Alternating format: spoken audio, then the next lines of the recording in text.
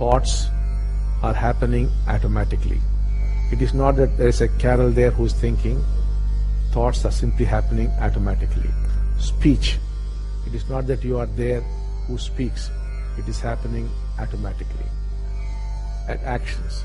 It is not that you are acting, but actions are taking place all the time. So they are happening there of their own accord automatically. Now you have got to just see that. You have to see how speech is happening automatically, thought is happening automatically, and actions are happening automatically. Because that is the fact. Now, for example, let us come to thoughts. You assume that there is a thinker called Carol who is thinking. But there is no such thinker at all. There is just thinking, which is an automatic function of the brain. Just like you breathe automatically, just like your body temperature is maintained automatically, just like digestion happens automatically. Similarly, thinking also is happening automatically. You are not there who's thinking. It's a mere assumption. Suppose you have to draw a circle, the center emerges. In much the same way, when thinking happens, the illusion of a thinker arises. There is no thinker at all. Similarly, speech is also happening automatically, though you think that you are speaking. No. Actions, they're also happening automatically. For example, you might think, Carol might think, okay, I shall decide to move my arm, and there I have moved it. But then, if we were to watch Carol's brain real time, which is possible today, you would notice that a fraction of a second before she moved her hand, her brain had decided to move the hand, and the hand moves. But she suffers from the illusion that she decided to move her arm and the arm moved. All things are happening automatically. Similarly, when you come to your body, you must understand that your body is not your body, because this human body is millions of years old. You did not design it. You did not make the changes in that body, and you did not conceive it.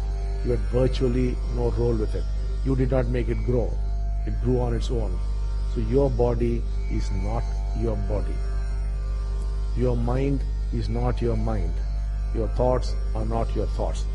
They're more like this. You're wearing some nice dress, and Carol would say, this is my dress. But then, did Carol design that dress? No. Did she tailor it? No. Did she make it in a textile mill? No. Did she grow the cotton or whatever went into that on her own? No. Nowhere she has played any role at all, and yet she claims this dress is my dress. Similarly, thoughts have evolved over millions of years. Not Carol's thoughts. They're all there in the thought sphere, and they come in and they go out. And yet Carol thinks, these are my thoughts. They are not hers. Her body similarly is not her body. Similarly, her mind. What is the mind? The flow of thought. And that mind too is not her mind. It's a very ancient mind it is. And that's not hers. And herself, I am there. The sense of separateness is a concept.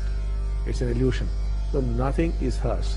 But then she identifies herself with her thoughts, with her body, with her mind, and thinks that she exists.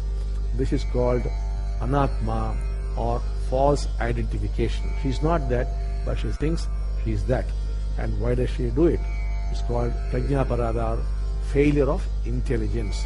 That is the intelligence we talk in level 2. When intelligence arises, this false identification ceases. You realize that you are no more your thoughts, no more your mind, no more your body, and no more the so-called self, which is non-existent in the first place. To see is to be free. That happens for a short time. But then for it to continue, you have to watch the naming process in which the mind indulges in. The problem is with the naming process. So the problem starts with the naming. The moment you say it's a charge, then what charge? When it came, the whole story comes. So you have to observe the fact that you are naming. The mind is constantly naming. If it stops naming, the mind has no role to play at all. You just put in some basket somewhere, it's lying there. So you have to observe this process of naming. That's all. Everything else automatically stops. You're just intensely aware. To be intensely aware, It's all that there is. You are living. Keep doing it. Suddenly you see you're out of the mind. Right now you're within the mind.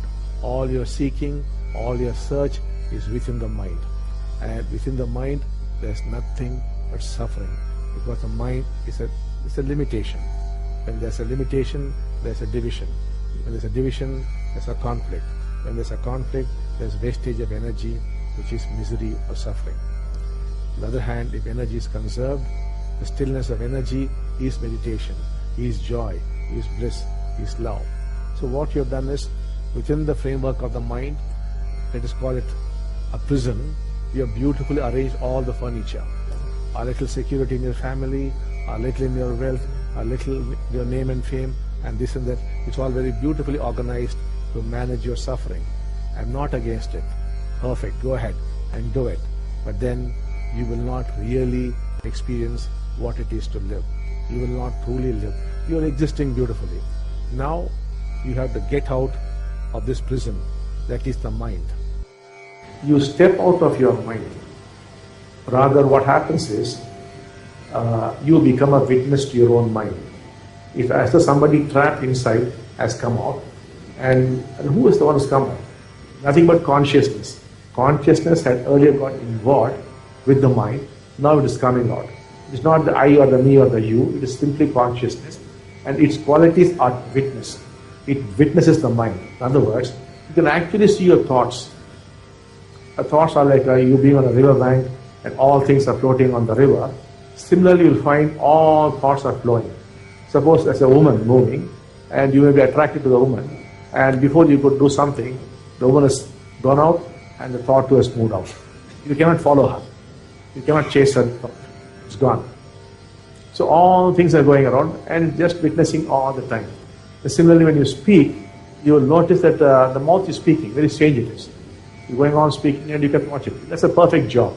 And all actions like cooking or doing some repairs or any kind of thing, everything is happening automatically like before. The only thing is, now you're watching it now. Now, unless you get there, there's no way you can comprehend it. It's what happens when you finally make it. And there's nothing but only joy, unconditional joy, and simply unconditional love. Because these are the properties of consciousness. Not that you have love or that you have joy. You are not there anymore. Not there. The question is gone, the questions have gone, the answers have gone. Right now you have gathered a lot of answers for all the questions you have got. And the questions come from the questioner. But the questioner himself is gone. So you won't ask questions like, is there a God? Is a God? Who made God? What is the purpose of life? What's the meaning of this? All these things just disappear because you are God. When you surrender and feel helpless, then the Kundalini rises. When the Kundalini rises, seeing happens. Not that you see. There's no you who is seeing.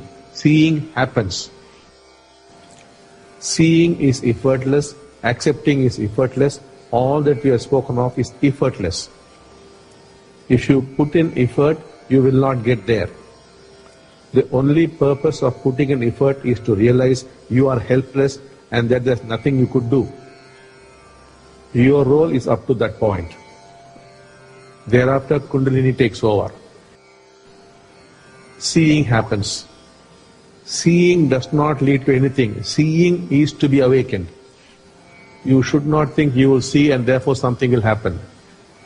Seeing is the awakened state. Initially it comes and goes, and therefore we say you move into and move out of awakened states. But you should not mistake the awakened state for awakening. The awakened state has to deal with changes in brain chemistry. Awakening has to deal with changes in brain physiology. The awakened state, since it deals with brain chemistry, comes and goes. After getting the state anchored, you must move into awakened states as frequently as possible. As you keep doing this, the brain physiology changes. Once it changes, you become awakened. Your sadhana has to be to move into awakened states as often as possible. All that we are saying is, just be aware of what is going on. That's all. Now, you seem to be trying to get somewhere.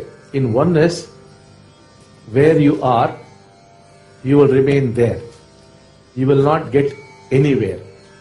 There is no becoming in oneness. There is only being. Now you cannot say, I want to become a true channel. I want to be truthful. I want to be loving. I want to be kind. I want to be compassionate. If you project such a thing, that is not oneness. All that oneness is telling is, look into yourself. No matter what is there, the content is never important. All that is required is just be aware of what is there. If you're not a true channel, just be aware of that. If there are mental blocks, just be aware of that. If there's no love, be aware of that. And any other kind of problem, just be aware of it. What is there is never ever important. What is important is being intensely aware of what is going on. That is the first step. That is the last step. It does not mean by being aware you are going to go somewhere. No, not at all. Awareness is the be all and the end all. To be aware is to be awakened. To be aware is to be enlightened. What is there is not important. That is why it is the first step. It's also the last step. Because nowhere to go. You're all the time thinking you can go somewhere. Where can you go? The only truth is whatever is there. But then you are condemning the truth. You are justifying the truth. You are giving explanations. And you are saying, this is not okay. This is jealousy. This is anger. This is hatred. You are naming it. The naming is the problem. When you name it, you are applying thought. And thought either condemns or justifies. The whole thing is lost. So the only thing is, what is there is there. Why do you say it's bad? Why do you say jealousy is bad? Why do you call it jealousy? That is the truth with you. That's all. And if you become aware of it, it gives you tremendous joy.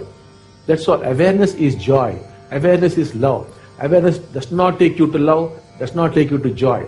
Awareness is everything. That's all there is to human life. Human beings are designed to be aware. But you are not aware, you are daydreaming. All the time you are daydreaming. Thought, building mental concepts, beliefs, values, ideas, I must get there.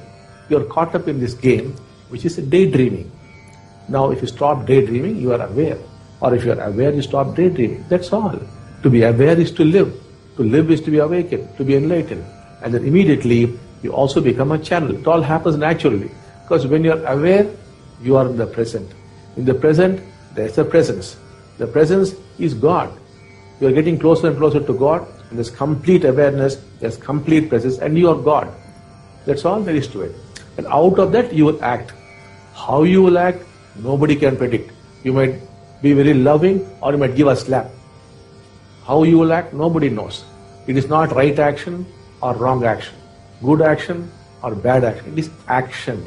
And all action is perfect. But if you were to use a scripture or some moral values or some ethics, some ideas, and then act, that is reaction. Maybe you become a saint. We are not talking about making you into saints, not at all. We are talking about making you into sages, people who are aware, who are awake, and to act.